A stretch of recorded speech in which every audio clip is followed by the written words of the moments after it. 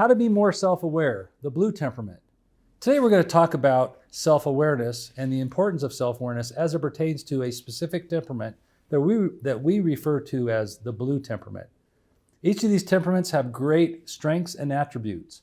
And as we go through this list of great attributes that the blues bring to the world, listen, see if you connect to any of those, and see if you can associate yourself or others with the blue temperament. To start with, we might as well start right off with the most important characteristic of a blue, and that is, how do they approach love? Love is probably the foundation of this blue temperament.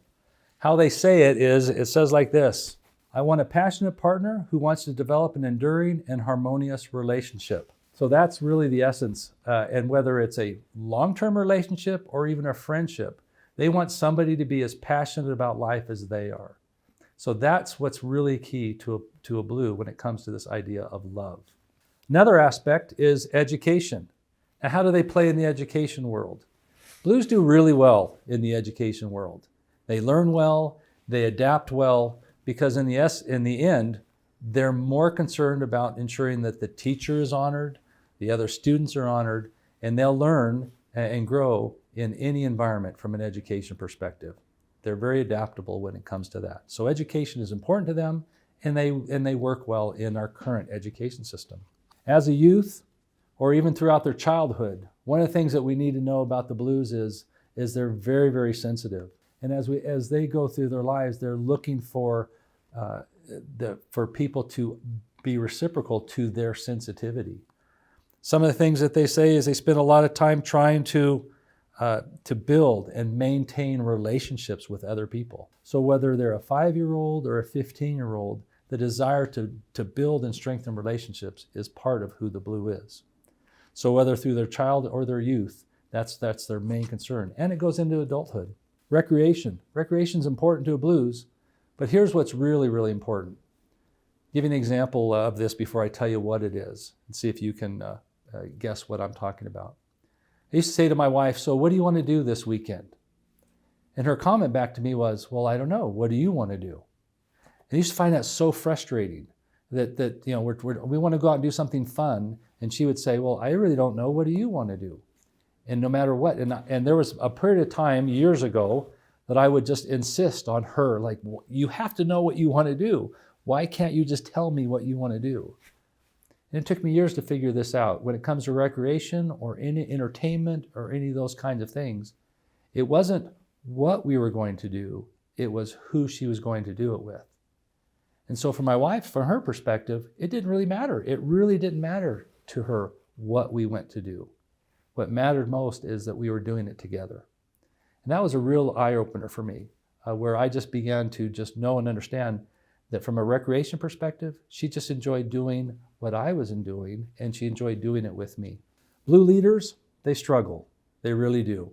When it comes time to leadership, they might have to learn how to say no, and they really have a hard time with that.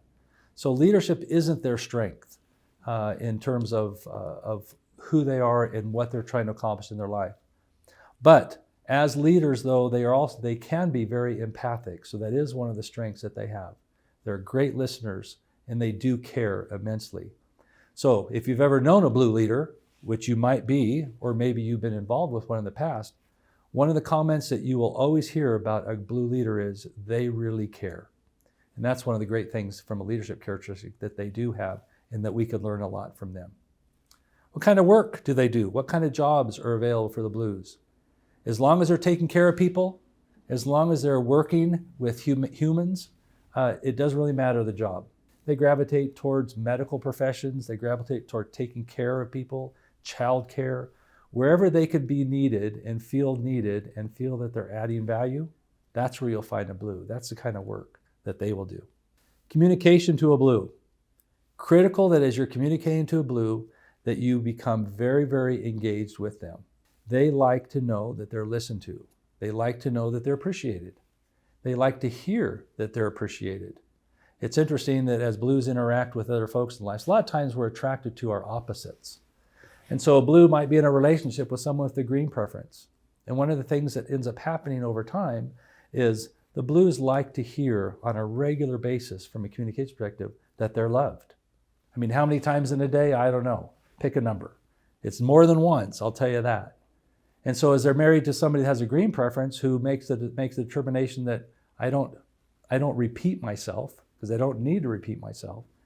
So it becomes a conflict in some kinds, in some of their relationships with some of these individuals, either at work or at home, that they need to be told that they're praised, that they're loved, that they're accepted on a regular basis. So as we're looking at a blue from a leadership perspective and even a communication perspective, one of the things to really be careful about is that they need to, from a self-awareness perspective, they need to know that at a personal level, a lot of the skills and attributes that they develop when it comes to communication and things that they need work really well in personal relationships. But then as they find themselves in an organizational setting and maybe even in a leadership role, they'll find that they're lacking in some of the other kinds of skills that you find in some of the other temperaments that are needed from a leadership perspective. But their strength then, though, does come from a leadership perspective is they do care.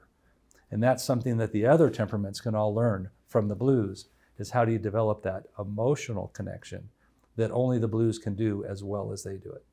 How is a blue motivated?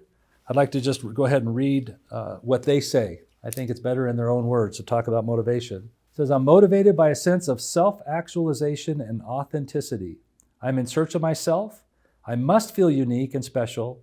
I value self-integrity. I must be true to myself and my inner potential. To be in harmony with myself, I must be genuine and authentic at all times.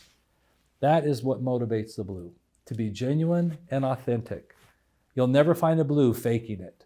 You'll never find a blue pretending to be your friend. They strive to be genuine and authentic in all relationships, personal or professional. So, summing this all up, what do the blues value? They value humans, they value relationship, they're nurturers, they value affection, they're feelers, and they're just wonderful people that here on the face of this earth that can help each of us learn how to be a little bit more human. So now that we understand the blues and we've talked about blues in all these different categories, so we're pretty self-aware now from a blue perspective. But to be able to interact with the other temperaments, watch the rest of this series on each of the temperaments and learn to begin to interact and communicate in more effective ways. And as you move through your learning and understanding of these temperaments, we want to invite you to join us on our journey to put the human back into humanity.